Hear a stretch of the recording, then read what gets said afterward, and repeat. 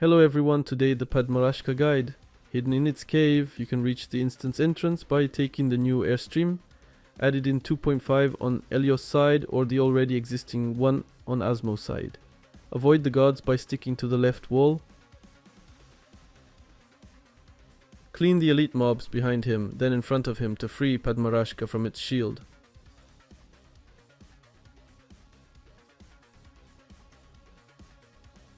The whole group should stand at the back of the cave. This can prevent adds to aggro you during the fight. Padma requires a good global DPS as it becomes a race against adds towards the end, a bit like Tahabata. You have as many tries as you want though. Before anything, I want to give you some context on the footage. I joined the group to fill the last slot to help a friend, but I hadn't played for a good year on Classic NA. I only tried Padmarashka once before and failed and didn't know what exactly was expected of me. In short, I got carried by my group, and whatever you see me do in the footage used to illustrate the guide should not be taken as an example.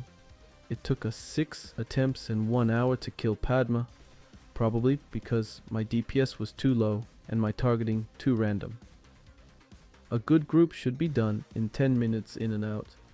That said, everything I will say in this guide was confirmed by more experienced players, so you can trust it. This boss has a lot of moments where you will not focus him directly, so having the tank call the skills will make the fight far easier for everyone. Padmarashka's Roar, be ready to get to the back of the boss for Poisonous Breath. Poison Breath, get to the back.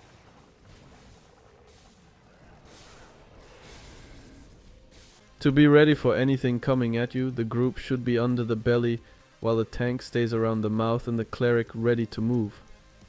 Padma can place 2 undispellable debuff on the tank, but if the tank gets both at the same time, he takes close to 15k damage. They're called Venomous Claw and Destructive Claw. Fortunately, Padma aggro resets after each debuff, which means someone has to be the off tank until the true tank loses the debuff. Padma hits for 3k damage on average, so even the cloth can be the second tank. This stops around 50%. Padma has 4 big skills he will begin casting below 75%. If you don't want to take a big hit when he casts Poison Breath, go to his tail. When he casts Brandish Tail, go to his front. When he casts Padmarashka's Roar or Barrier of Deadly Poison, I'm unsure of what to do as there doesn't seem to be a safe spot. These attacks can be evaded using Focus Evasion. Padma also has a single target skill called Destructive Bite, which will hit for 4 to 5k. Below 50%, he will add 2 new skills. When he casts Chilling Gaze, the target and all the players around the target will be paralyzed for 15 seconds. The para can be dispelled. Because of this and the adds that I'll explain later, it's a good rule to have the cleric away from other players. He should be close enough to avoid the front and rear AoEs I just talked about, but far enough to not be hit by the paralysis and the adds AoEs. Whirlpool of Death will hit everyone. Regroup to make sure you get the heal. I was told to go underneath, but didn't really see a difference. Another mechanic he has are the eggs.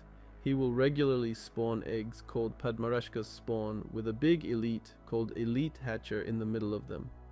If you don't kill the hatcher fast enough, he will crack the egg open and release the elite mobs that are inside.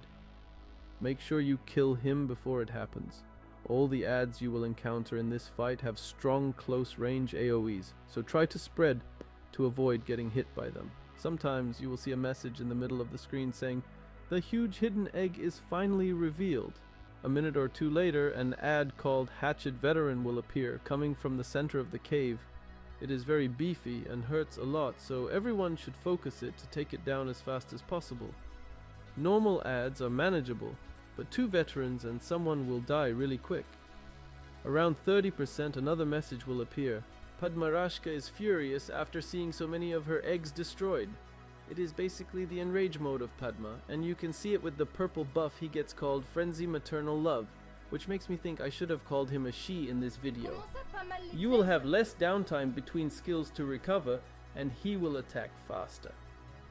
Most of all, from that point, 3 hatches will spawn with the eggs instead of 1. In addition to this, hatchet veterans, Saatips and other dangerous foes will also come in swarm from the middle of the room. You will have to ignore them and have the tank take them on him while you burst the boss. Some can be rooted or blinded. Use everything at your disposal to make them unable to hit you. Below 25%, the message will say the cave is collapsing. Standing next to the edges of the cave will kill you.